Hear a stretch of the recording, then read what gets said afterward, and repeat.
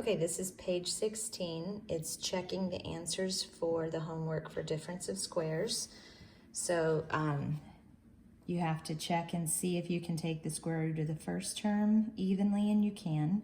Can you take the square root of the last term evenly? Yes. Is it subtraction, which means difference? Yes. So it is a difference of two perfect squares. Step 1 is take the square root of the first term in the first spot. Step 2, the square root of the last term goes in the last spot. Step 3, make one a plus, one a minus, and you've got your two binomial factors.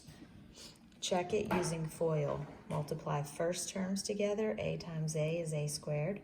Multiply outer and inner, and those two answers will cancel out. Then you multiply your last terms together and you get a -4 or a -4.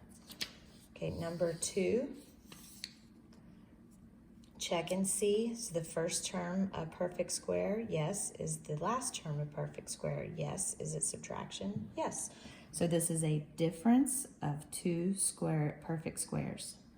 So step 1, the square root of the first term goes in the first spots. Square root of the last term goes in the last spots, and then make one a plus, one a minus, and you've got your two binomial factors. Check it using FOIL. Multiply first terms together, and you get n squared. Multiply the outer terms together, and then multiply the inner terms together, and those two answers cancel out. Then you multiply the last terms together, and you'll get a -64. Okay, number 3. Is the first term a perfect square? Yes, it is. Is the last term a perfect square? Yes, it is. Is it subtraction? Yes. So this is a difference of two perfect squares. Then you can factor it by taking first step, square root of the first term goes in the first spots of your binomials. The second step, square root of the last term goes in the last spots of your binomials. Third step, make one binomial a plus, make the other binomial a minus, and you've got your two binomial factors. Check it using FOIL. Multiply first terms together and you get 4x squared. Multiply outer together, then multiply the inner together, and those two answers will cancel out. Multiply your last terms together and you get a -25. Okay, number 4. I started to work this one earlier and messed up, so that's why all of those others were done. Okay, so the thing I didn't do here first, I checked to see if it was a difference of two squares. 56 is not a perfect square, so this isn't a difference of two squares. But I forgot to check for a greatest common factor. All right, so is 4 a factor of 56? Well, 4 times 14 equals 56. So both of these have a greatest common factor of 4. So I'm going to go ahead and write out the prime factors. 2 times 2 is 4 times h times h. 56, that would be 2 times 28. And 28 is 2 times 14, and 14 is 2 times 7. So I did the factor tree in my head. Okay, so you notice they both have factor of 4, greatest common factor. So when I take the 4 out of this one, I'm left with h squared. When I take the 4 out of the last term, I'm left with 14. Okay, this is h squared is a perfect square, but 14 is not. There's nothing you can multiply together by itself to get 14. So it is not a difference of squares, but there is a greatest common factor that you can factor out. Okay, number 5. Okay, 17 is not a perfect square. Okay, but I need to check and see, is there a greatest common factor? 17 is a prime number, and I know that there is no number that'll go into 17 and 24, so they don't have that in common, but they do both have an A. So I'm going to factor out the A. When I take one of these A's out, then I'm left with 17A minus 24, and then I'm going to be factoring out that A, so I'm just left with a B. Okay, so this is at two terms, but it is not a difference of two perfect squares. But we do have a greatest common factor. All right, number 6. Do they have anything in common? A greatest common factor. And this is divisible by 3, but this one is not. This is divisible by 4, but this one is not. So there's no greatest common factor. Is it a perfect square? Can we take the square root of 9 evenly? Yes. Can we take the square root of y squared evenly? Yes. Okay, last term, can we take the square root of 16? Yes. So it is, and is it subtraction? Yes. So it is a difference of two perfect squares. Then to factor it, all we have to do, we know we're going to have binomials. The square root of the first term goes in the first spots. The square root of the last term goes in the last spots. One of the binomials is plus, one of the binomials is minus. So this is our answer. We have two factors for our answer, and they're each a binomial. Check it using FOIL. Multiply first terms together, you get 9y squared. Multiply outer and inner, and those cancel out. Then you multiply last terms together, and you get a minus 16. So that's your answer. Number 7. Okay. Is there anything in common, a greatest common factor? There's not. So now let's check and see if we have perfect squares.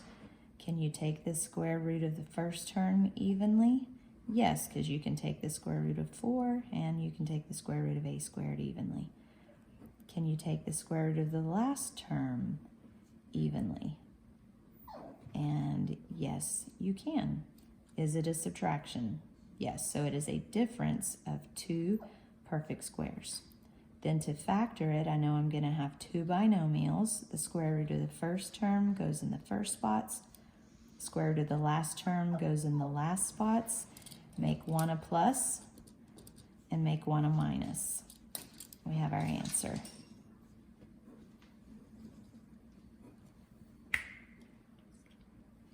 Okay, number 8.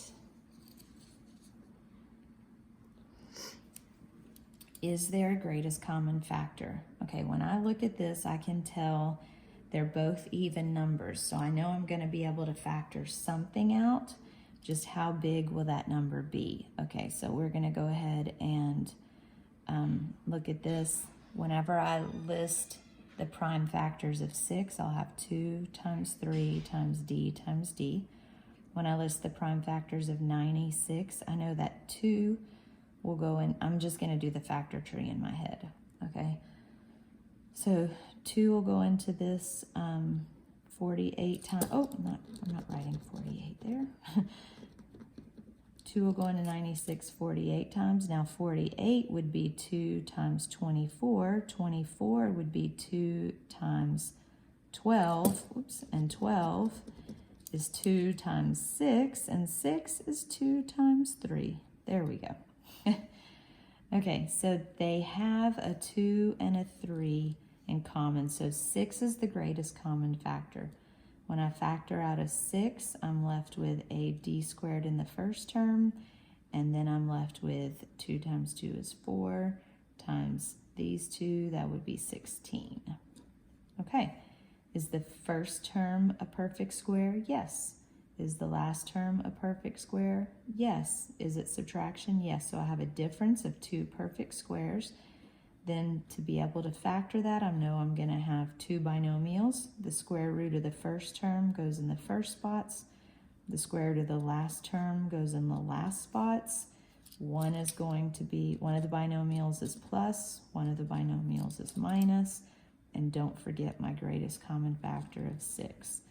So this problem actually has 3 factors in the answer. The 6 is a factor, d plus 4 is a factor, and d minus 4 is a factor. You can check this using FOIL and to multiply these two binomials together, and you'll get d squared minus 16, and then multiply that by 6, and you'll be back to here. All right, number 9. is there a greatest common factor? No, I can see there's not. Now I check to see if it's a difference of two squares. It is difference. Can I take the square root of the first term evenly? Yes. Can I take the square root of the last term evenly? Yes. Okay, so then I can go to my steps for factoring a difference of squares. I know I'm going to have two binomials. The square root of the first term goes in the first spots.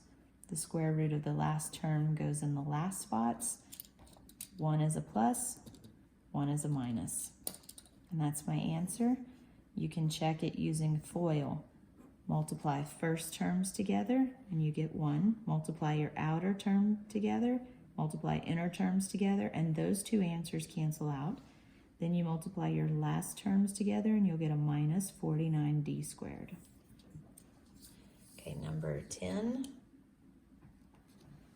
Check for a greatest common factor. They don't have anything in common. This one doesn't even have numbers. This one doesn't have p's. So there's nothing to factor out. Okay, but I'm looking at this. This is not a difference of two squares, but if I rewrite the order, the negative 16, I write it as a minus 16. The positive p squared, it's still positive p squared. Now I can see I have a difference of two squares. Let's check to make sure. Can I take the square root of the first term? Yes. Can I take the square root of the last term evenly? Yes. Okay, so now you can follow the steps for factoring a difference of squares. You know you're going to have two binomials. Step 1, square root of the first term goes in the first spots. Step 2, square root of the last term goes in the last spots. Step 3, one of the binomials is plus, one of the binomials is minus, and that's your answer.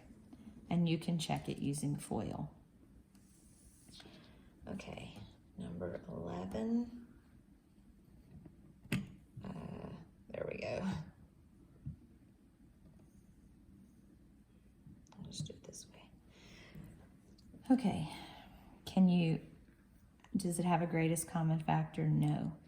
So we check for perfect squares. Can you take the square root of the first term? Yes. Can you take the square root of the last term evenly? Yes. Is it a difference or subtraction? It is not. It is a sum of two squares. You cannot factor a sum of two squares. Okay, so, and there is no greatest common factor, so that means that this is prime. Okay, you can write prime for your answer, or you can just write it like this. That means it's already in factored form. So the only factor for this answer is k squared plus 25. Itself is a factor. All right, number 12. Is there a greatest common factor for number 12? Yes, there is. I can tell because they're both even numbers, okay? You've probably started to realize you can just find the largest number that'll to divide into these evenly, and that'll be your greatest common factor. I can tell that 4 will go into both of these. So I'm going to factor, or in other words, both of these terms have a prime factor of 2 and another prime factor of 2. So 4 is the greatest common factor. When I factor a 4 out of here, I'm left with a 9. And then whenever I factor a 4 out of here, I'm left with a 25w squared. Okay, so this is the shortcut way, or you're probably learning that this is a quicker way of how to do your greatest common factor. Now, is this a perfect square? Yes, we can take the square root of the first term evenly. Can you take the square root of the last term evenly? Yes, for the coefficient and the variables. Then you can go ahead and write your answer. Don't forget your greatest common factor of 4. You know you're going to have two binomials. Step 1, square root of the first term goes in the first spots. Square root of the last term goes in the last spots. One will be plus, one will be minus. And this is your answer. you can multiply it back out to check it. Okay, number 13.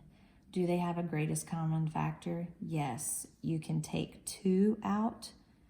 2 is the greatest common factor. Whenever you take a 2 out of the first term, you'll be left with an x squared. When you take a 2 out of the last term, you'll be left with a 4. Okay, you should be able to do this in your head now because we've been doing it for a long time now. Okay, is this a perfect square? Well, can we take the square root of it evenly? Yes. What about the last term? Can you take the square root of the last term evenly? Yes. Is it subtraction? Yes. So we have a difference of 2 perfect squares. Then we can go ahead and use our steps to factor it. Square root of the first term goes in the first spots. Square root of the last term goes in the last spots. 1 is plus, 1 is minus, and don't forget to write your greatest common factor. So this is your answer. Okay, number 14. Is there a greatest common factor? Well, these have h's, this term doesn't. This term has g's, this term doesn't. So we don't have any variables that are common factors. The 4 and the 25, will they have anything in common? They don't. There is no number that both of these can be divided by. In other words, if you were to write the prime factors, they wouldn't have anything in common. So we're going to go ahead and check for perfect squares. Can you take the square root of the first term evenly? Yes, you can take the square root of the coefficient evenly, and you can take the square root of the variables evenly. Can you take the square root of the last term evenly? Yes. You can take the square root of the coefficient evenly, and you can take the square root of the variables evenly. Is it subtraction? Yes. All right, so you can go ahead and follow the steps to factor this. It's real simple. Square root of the first term goes in the first spots. Square root of the last term goes in the last spots. Make 1 a plus. Make 1 a minus.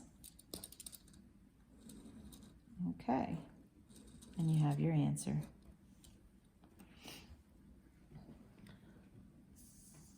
Okay, and then we have the last 4 problems. Okay, we have a binomial here, so I'm going to check to see if it's a difference of squares. Oh, before I do that, I need to check for a greatest common factor. No, there is no greatest common factor. So I need to check and see if we have perfect squares. Can I take the square root of 64 evenly? Yes. Can I take the square root of m squared evenly? Yes, because m times m is m squared. Check the last term. Can I take the square root of 9 evenly? Yes. Can I take the square root of y squared evenly? Yes. Okay, so I can go ahead and follow the steps. I know I'm going to have 2 binomials. Step 1, square root of the first term goes in the first spots. Step 2, square root of the last term goes in the last spots. Step 3, make one of the binomials plus, make the other binomial minus, and you have your answer. Okay, number 16, is it a binomial? It isn't. So this cannot be a difference of 2 squares. We have a trinomial.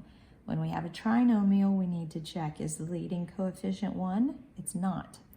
So we're going to try and factor this as a trinomial when the leading coefficient is not 1. That means we're going to multiply the 4 times 1 together and get 4. The factors of 4 are 1 and 4 and 2 and 2. Okay, the plus means the signs are going to be the same and that they will both be positive, so I know these will both be positive. Now do any of these, this equals 5, this equals 4, none of them equal the middle term. So that means this can't be factored. There was no greatest common factor, and it was not possible to factor it into 2 binomials. So it's prime. Or you can just write the problem itself. Whenever you do that, that means it's already in factored form or it's not factorable. Okay, now we look at this. It is not a binomial. That means it cannot be a difference of squares. So we need to factor it as a trinomial. If you have a trinomial, you look at the leading coefficient. The leading coefficient isn't 1. Okay, so we need to factor this using the steps for whenever we have a trinomial when the leading coefficient is not 1. Then we need to multiply the 49 times 4 and get 6. Carry, we get 196. Okay, the factors of 196. Sheesh. That's 1 and 196. 2 will go into that 98 times. Will 3 go into that? Let's see. 1 plus 9 plus 6 is 16. So no, 3 won't go into 16. Okay, will 4 go into that? Let me just try. 4 will go into 19 4 times. 16, 36. Yes, 49 times. 5 won't go into that. 6 won't go into that. 7? Yeah, I think 7. 7 will go into 19 2 times. And then 8. Okay.